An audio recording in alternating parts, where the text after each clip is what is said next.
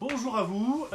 Aujourd'hui, je vais vous parler d'un manga qui me tient extrêmement à cœur parce il résonne en moi dans ma vie, dans ma vie. En vrai.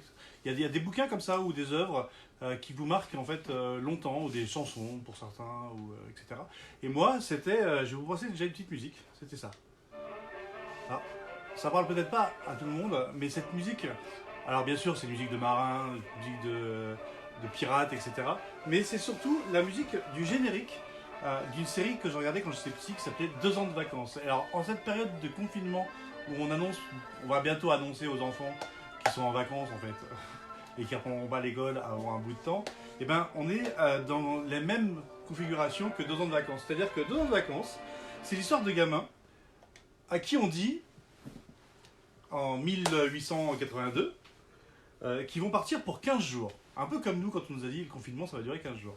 Vous allez partir pour 15 jours, faire le tour de la Nouvelle-Zélande en voilier. Ça se passe donc au fin du 19e siècle.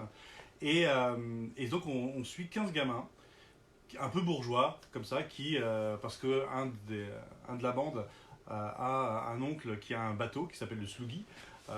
Et donc ils vont faire le tour de la Nouvelle-Zélande et c'est censé durer 15 jours pour les vacances. Et ça va durer 2 ans. 2 ans de vacances. Donc le manga se prend comme ça. 2 ans de vacances. C'est un one-shot.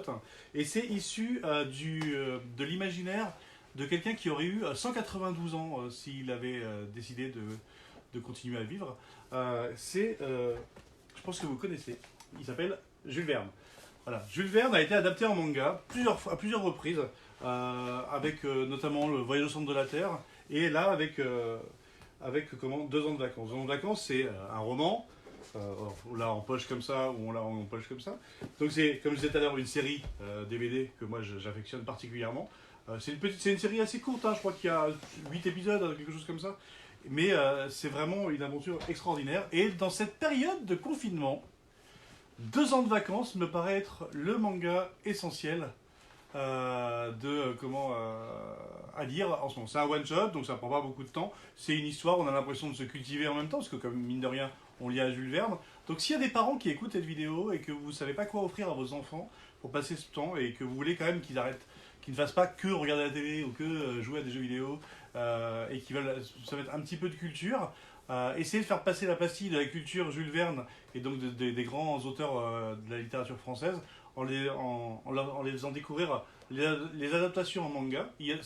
Celle de Jules Verne est une des adaptations, parce que chez Nomi Nomi notamment, il y a eu pas mal d'adaptations qui ont été faites d'œuvres classiques.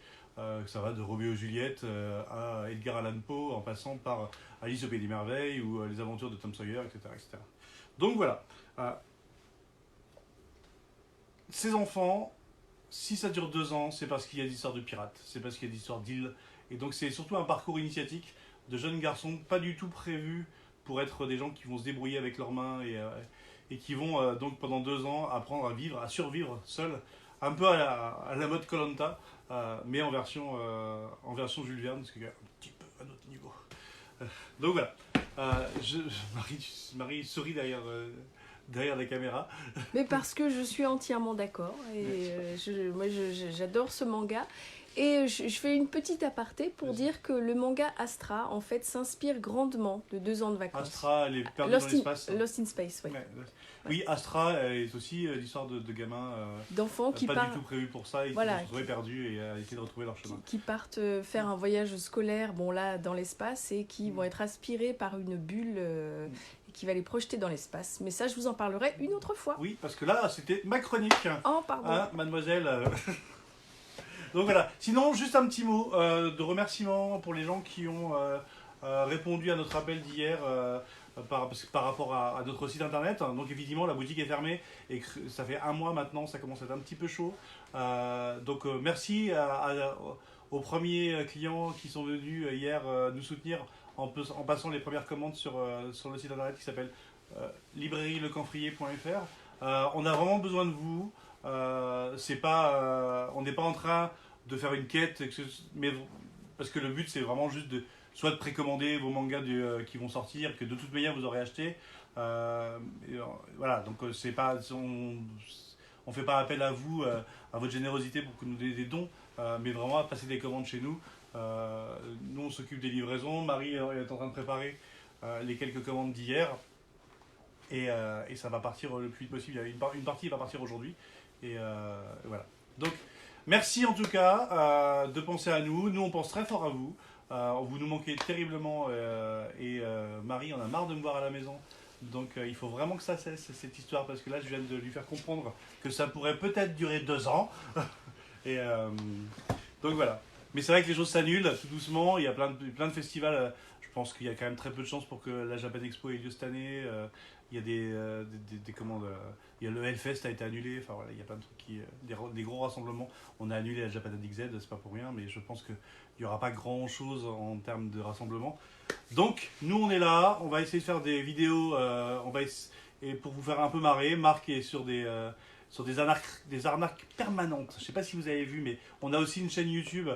Si vous avez raté les anciens, donc tapez, je crois que ça doit être Librairie Le Camphrier sur la chaîne YouTube, sur YouTube, et vous avez toutes les rétrospectives des vidéos qu'on fait. Et mine de rien, comme on en fait 4 par jour, depuis le début, là, ça commence à en faire plus d'une 50aine. Donc voilà. Et pourvu que ça ne dure pas, mais pourvu que ça dure quand même, parce que c'est assez rigolo en fait, à faire ces petites vidéos. Et puis Marc déploie des talents d'ingéniosité pour pas travailler. C'est un truc de fou. Voilà. Qu'est-ce qui se passe, Marie? Ah, c'est le boss, Marc. Hein. C'est le boss. Ouais, j'ai bien vu une fois où tu as été un petit peu dans cette mouvance. Peut-être est-il contagieux. Voilà, lui aussi, décidément. Allez, à très très bientôt et merci. Et n'oubliez pas notre site internet, librairie-lecamphrier.fr. Merci beaucoup. Ciao, ciao.